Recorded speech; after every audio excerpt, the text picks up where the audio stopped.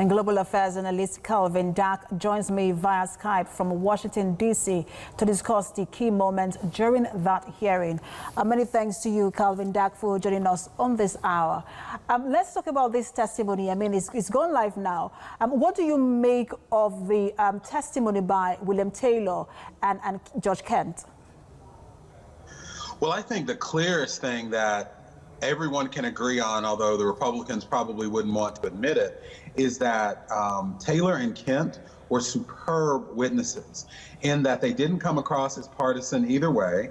They didn't come across with an agenda, but they had very detailed recollections, and I think in Taylor's case, very meticulous notes. And so it's really hard to impeach their credibility in this impeachment inquiry. So I think their testimonies were effective. Well, you say their testimonies were effective, but when you listen to someone like William Taylor, what he said, he is a staff member overheard Trump. And Republicans have said that's basically hearsay. So do you agree with Republicans on that? Well, the problem with their argument that it's hearsay is the people that were in the room or that did have direct contact with President Trump to know exactly what he was saying and doing, they are not allowing to testify. So it makes it really difficult for the Republicans to make the argument that we're only listening to people who heard it second, third hand, when they have expressly forbidden those who heard it firsthand from even coming to the Congress to testify. You also mentioned that people who were in the room are not allowed to testify because the White House seems to be blocking, staff members from testifying. What's the implication of that on these proceedings? I think that for the short term, the White House may think that they're winning because they can continue to make the argument that it's hearsay if you don't have former National Security Advisor Bolton, current Acting Chief of Staff Mick Mulvaney, Secretary Pompeo, and others.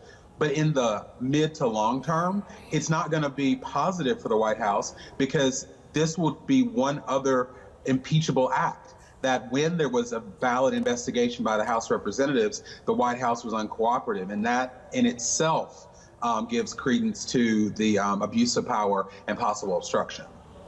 Again, abuse of power seems to be coming to the fore over and over again. But there are people who argue that, well, while this might not have been the right thing to do by the president, but it might not have constituted any sort of serious crime or misdemeanor on his part. Do you agree with them? Well, I think what it's important to point out is that in the Constitution, when it says treason, bribery, high crimes, and misdemeanors, this is a political process. So what exactly qualifies as a high crime and misdemeanor is defined by Congress and whatever they vote on, either to vote for it or against it.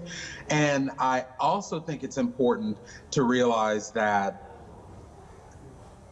for what's happening now, the most egregious thing is the president using the power of the presidency for his own personal benefit. We have to expose this and take the right actions, because what happens next time a president decides to do this or is approached by a foreign government, and what if they're a Democrat? And I don't think the Republicans or anybody else want this in the future to be repeated. But the Republicans do not seem to care because a lot of people say that this might be dead on arrival because whilst he might be impeached in the House of Reps, the Senate might not want to do that. Isn't this dead on arrival already? Well, I think that still remains to be seen. Now, I do believe that if things continue the way they are now, you are correct that it's not likely that the Senate will vote to remove the president. However, if the testimonies like yesterday continue on and the American people are exposed to what happened and have to make their own internal decisions about whether that was right or wrong, even if he's not removed, that will really, really affect Donald Trump come November at the ballot box. And so I think that impeachment is necessary in the House, at least to have the inquiry, that we can point out allegations of serious wrongdoing. But for removal, that might actually come next November. Some say that, look, this will probably end his presidency, but others say that this will strengthen him for re-election. What side are you on? I think that it definitely will strengthen him with his base of supporters who Donald Trump famously said during the campaign, if he shot someone on Fifth Avenue, he wouldn't lose a single one of his supporters. And to some extent, I think that horrible allusion is correct. But I also believe that you have establishment Republicans who know in their hearts that this is not the precedent we want to set.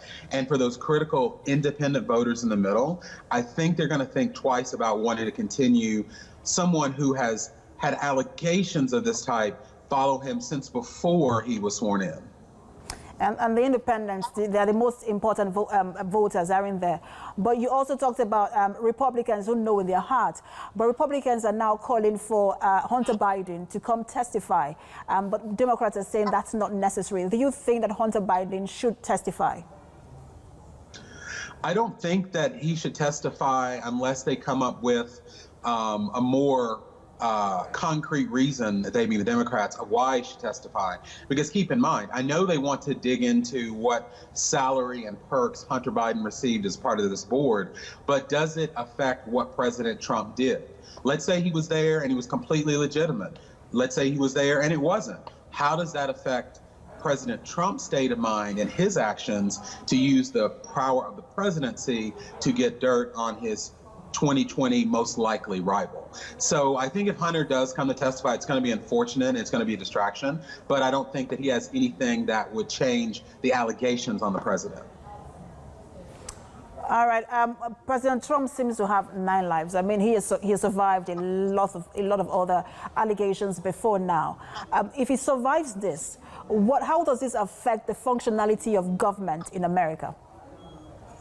Well, for the next year, until our election in next November, no matter what happens with this impeachment inquiry, it is unfortunately going to stop government except for that which is absolutely necessary. There was a budget stalemate that I believe I saw yesterday had been worked out through the end of the year or through December, so at least we won't have to deal with that. But think about the things that are in process, like the new NAFTA, the USMCA, and other initiatives that the president has.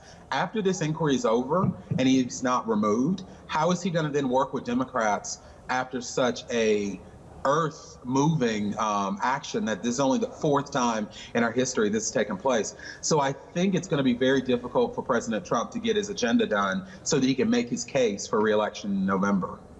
Global Affairs analyst Calvin Dack, many thanks for sharing your thoughts with us on this issue.